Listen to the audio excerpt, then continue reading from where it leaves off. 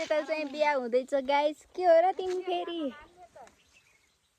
Guys खै नमस्ते गर्देऊ न गाइजहरूलाई। गर्देऊ न भाइजू। ए आयो ए लाउन नि बाइक है छ। ल गाइस सोध त के हो गाइस यता हेर्देऊ न गाइस। ल हेलो गाइस कस्तो अनुभव भइरहेछ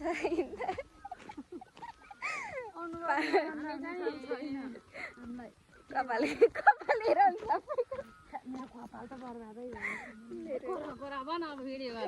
ल कोराको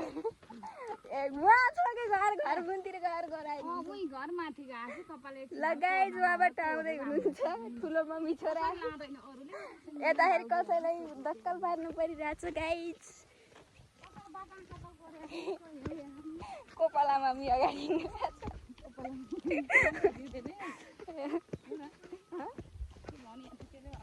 होइन मैले त्यसै भनेको। ल गाइस हामी वर्तमानमा हिँडेको गाइस। ए भलकमा होला ल गाइस कस्तो ठाउँमा आइएछ गाइस। यस्तो रहेछ गाइस। ल भन्नु हजुरको केही दुई चार कुरा। गाइस यस्तो ठाउँ लिएर आउँदा रहेछ हुँदो रहेछ। यस्तो आपत्तै भयो यस्तो ठाउँमा हिँडेकै थिएन जन्मेर यति भयो। हिँड्न पायो भरमा गरेको केटाकेटीको छुट्टी भएको केटाकेटी छैन केटाकेटीलाई छोडेर हामी घरमा कपाल लिएर मेरो उसले त उहाँ दुःख दिएछ। ओ छिटो भलक बनाउने हो भिडियो बनाउने के युट्युबमा राख्छ न भिडियोहरू। अलिक सुस्ता हिँड सुस्ता। ल हेलो गाइज भन भन छिटो भन के तिमीले भन हेलो गाइज भन। नमस्ते गाइज म सानो मान्छे